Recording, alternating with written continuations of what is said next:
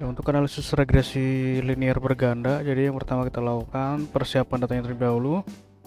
Nanti yang digunakan adalah data ini ya. Nah, di sini ada 4 independen, 1 dependen.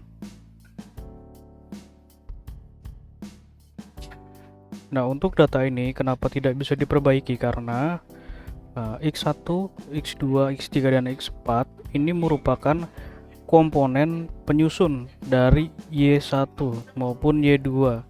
Jadi kalau misalkan Y1, X1, X2 ini diperbaiki, otomatis kita harus merubah nilai produksi yang ada di sini ya. Nah, itu menjadi sangat sulit ya seperti itu. Jadi biasanya untuk data sekunder seperti ini memang hasilnya dibiarkan apa adanya ya, karena tidak bisa dirubah-rubah. Yang terpenting itu adalah hasil dari uji hipotesis dan fungsi regresinya. Nah, untuk analisis regresi menggunakan SPSS, nah seperti ini ya datanya. Lalu kita buka dulu aplikasi SPSS-nya. Di sini saya menggunakan SPSS versi 30. Namun ini di versi berapun sama saja ya untuk caranya.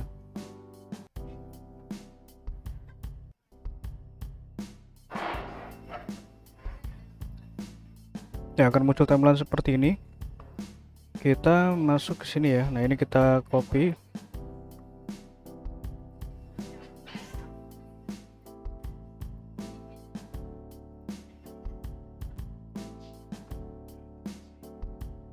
Lalu kita paste di sini variable view. Nah, ini klik kanan.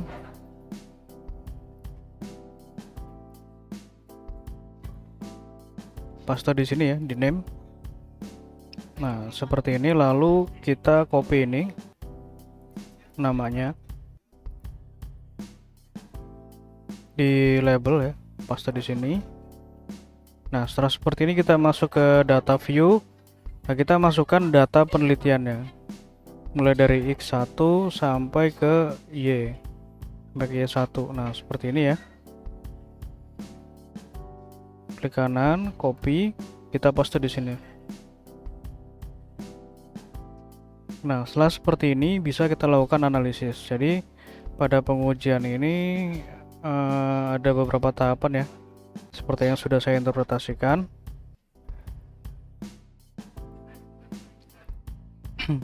Nah, yang nanti dilakukan adalah ini ya, asumsi klasik dulu, kemudian dilanjut dengan regresinya. Nah, untuk caranya seperti ini ya. Klik analyze, lalu regression, linear. Nah, kita masukkan Y ke dependen, kemudian X1 sampai dengan X4 ya, seperti ini kita masukkan ke independen. Lalu kita klik statistik, kita centang ini ya, collinearity diagnostic dan Durbin Weston. Nah, ini untuk menguji ini ya, multikoloritas. Continue, kemudian kita pilih plot.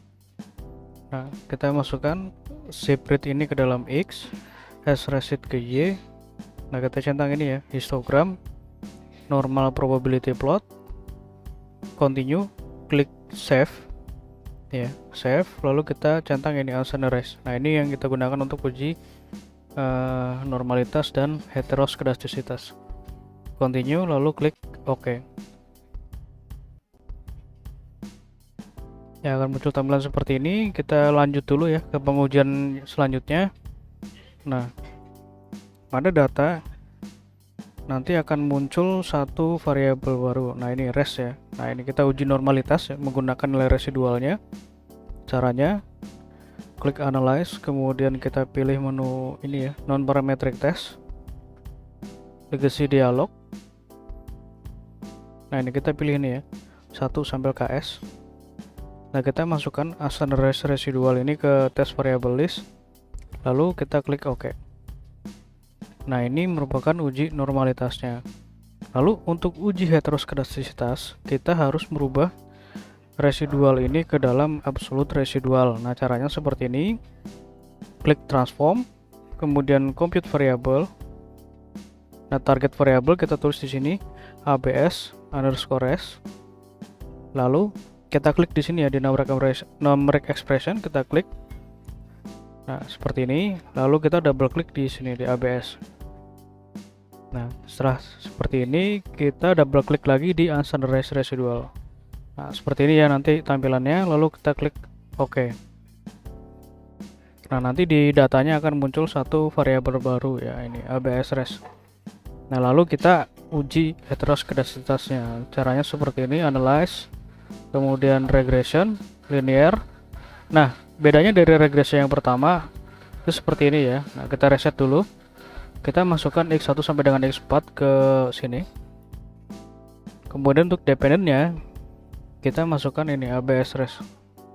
Nah, seperti ini, tidak usah di option ya, tidak usah dipilih menunya, langsung klik OK saja. Nah, ini adalah uji heteroskedastisitasnya. Nah, supaya tidak tertukar dengan regresi yang di atas, kita beri nama, double klik. Ini ya, double klik, kita ganti.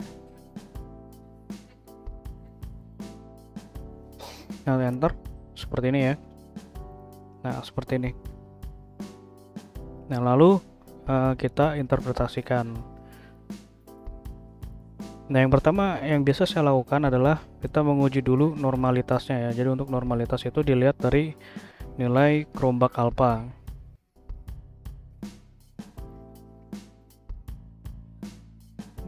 Nah, ini adalah nilai dari untuk normalitas kita lihat dari nilai Kolmogorov-Smirnov.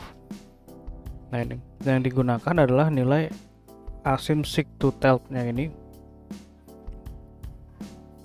Nah, ini ya, jadi nilai signya itu harus di atas 0,05 baru dikatakan berdistribusi normal. Nah, untuk data penelitian ini nilainya 0,00, lebih kecil dari 0,05, maka untuk distribusi datanya dinyatakan tidak normal.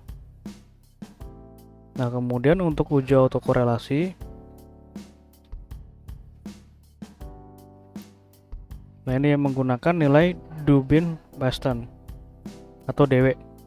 Nah, untuk DW ini kita harus membandingkannya dengan tabel ya, tabel Dubin-Weston. Nah, ini sudah saya tampilkan ya tabelnya di sini. Jadi di sini ada nilai DL dan DU. Ada D lower dan D upper. Nanti ditabulasikan seperti ini. Nah, yang digunakan adalah nilai ini. Nah, nilai Dubin-Weston itu kita peroleh dari sini ya. Nah, dari tabel model summary. Jadi nilai ini harus lebih besar dari DU dan lebih kecil dari 4 min DU. Nah, ini nilainya adalah 2,141. Artinya lebih besar dari DU dan lebih kecil dari 4 min DU, maka tidak terjadi masalah autokorelasi. Selanjutnya adalah uji multikoliniaritas. Nah, multikoliniaritas ini kita lihat dari nilai VIF. Nah, diperoleh dari tabel ini ya, dari tabel koefisien. Nah, ini VIF-nya. Jadi VIF ini nilainya harus lebih kecil dari 10 baru dikatakan tidak terjadi multikoliniaritas. Nah, ini semuanya di atas 10 ya, artinya terjadi gejala multikoliniaritas. Nah, ini yang saya sebutkan di awal ya. Kenapa ini terjadi multikoliniaritas? Karena nilai ini ya, nilai X1, X2 sampai dengan X4 merupakan bagian komponen penyusun dari variabel Y. Jadi otomatis di sini akan terjadi masalah multikoliniaritas seperti itu. Nah, untuk uji heteroskedasitas yang tadi ya, kita menggunakan ABS residual yang ini. Nah, yang digunakan adalah nilai signya. Jadi signya ini harus lebih besar ya dari 0,05. Nah, kita lihat di sini untuk X1 sampai X3 ini lebih besar ya. Nah, ini tidak terjadi masalah heteros. Namun pada X4 ya, nah ini X4 ini terjadi masalah heteroskedasitas seperti itu. Jadi untuk data sekunder ya seperti ini memang untuk normalitas dan uji asumsinya ini biasanya diabaikan karena sulit sekali ya, karena data ini kan sebenarnya data yang sudah ada seperti itu. Nah, kemudian analisis regresi linear berganda dari model penelitian. Nah, yang pertama dilakukan kita melihat nilai dari coefficient of determinasi. Nah, coefficient determinasi kita lihat dari tabel ini ya, model summary. Nah, ini model summary. Jadi di sini R square-nya itu 0,999 ya, hampir 100%. Nah, itu karena tadi ya X1 sampai X4-nya itu merupakan komponen penyusun dari variabel Y. Jadi otomatis di sini akan mendekati 1. Nah, ini menunjukkan adalah variabel X1 sampai X4 itu mempengaruhi sebesar 99,9%, sedangkan 0,1% itu dipengaruhi oleh faktor lain di luar dari model penelitian. Nah, selanjutnya ada uji F simultan. Nah, F simultan kita peroleh dari tabel ANOVA. Nah, yang digunakan adalah ini ya, nilai sig-nya. Nah, ini harus lebih kecil dari 0,05. Nah, ini sudah lebih kecil ya. Nah, artinya di sini adalah variabel X1 sampai dengan X4 secara bersama-sama berpengaruh signifikan terhadap variabel produksi. Seperti itu. Nah, yang terakhir adalah uji T parsial ya. Nah, ini uji T parsial. Uji T parsial ini kita peroleh dari tabel ini ya, tabel koefisien. Ya, ini.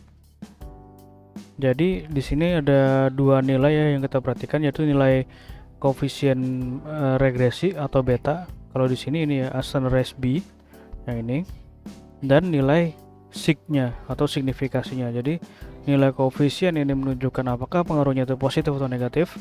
Kemudian sig menunjukkan pengaruhnya signifikan atau tidak. Nah, dari sini dari uji ini ya, hasil uji T ini.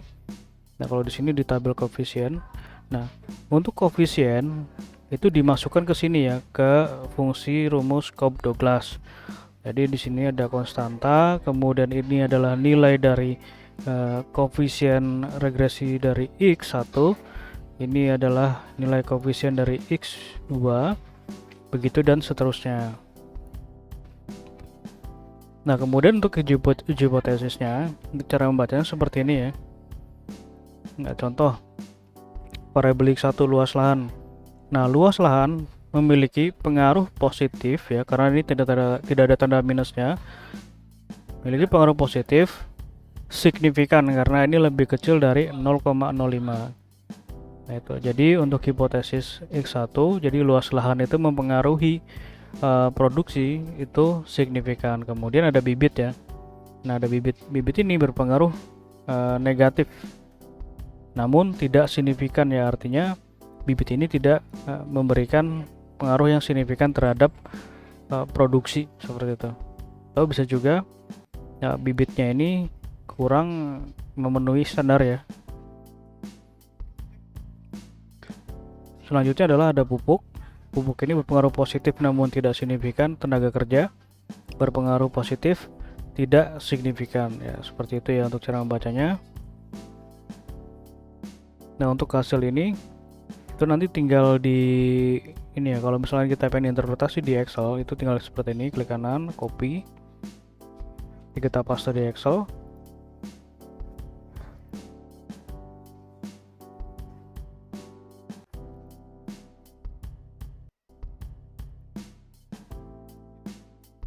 Nah, seperti ini ya, nanti tinggal diinterpretasikan seperti ini.